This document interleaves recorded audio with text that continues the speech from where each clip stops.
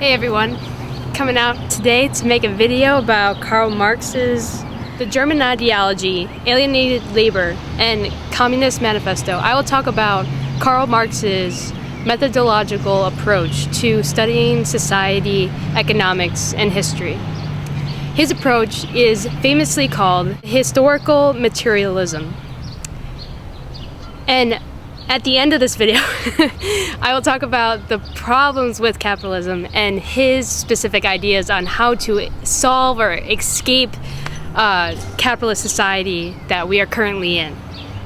Just to clarify, we are in a capitalist society. So historical materialism looks for the causes of development and changes in human society, specifically looking at how humans collectively produce their own necessities for sustaining their own particular lives and each other's lives. This is greatly different from animals. Animals only produce their own personal necessities, like beavers. Beavers make lodging for themselves. They don't go around making lodging for other people. Unlike humans, like there's construction companies where they spend all their time building houses for other people. So humans produce everyone's necessities or other people's necessities. So Marx looks at the material requirements that humans use to produce these necessities. So he looks at how we produce food. He looks at how we exchange products.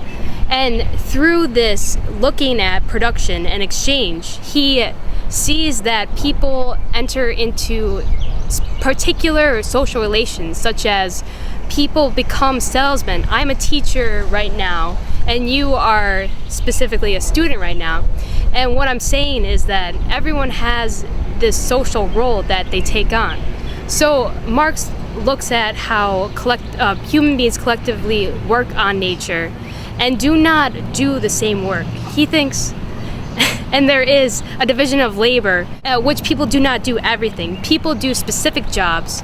And what Marx famously points out is that some people live off the fruits of other people's labor, and they do this by owning the means of production. And what I mean by the means of production, I mean they own factories or land that other people rent, and they rent the land to cultivate the land, to grow crops.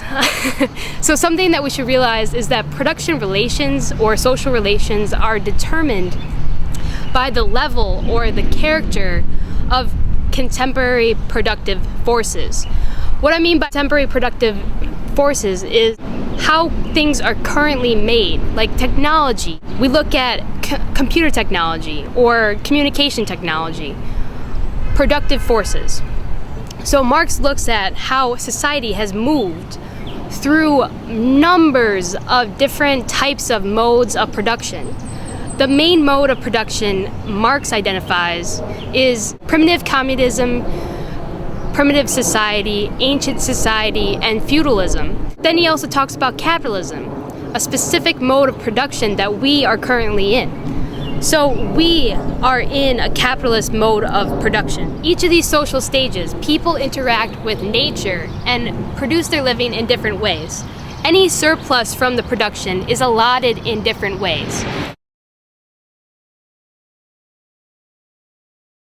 Ancient society was based on a ruling class of slave owners and slaves, while feudalism was based on landowners and serfs. And capitalism is based on a capitalist class, the bourgeois, and the working class.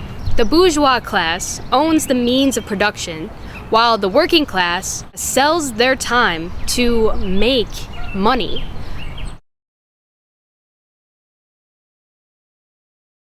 The bourgeois privately own the means of production. They own the factories, they own the land, they own the technology, the tools. They privately own the means of production, while the working class live by exchanging their socialized labor with the capitalist class for wages.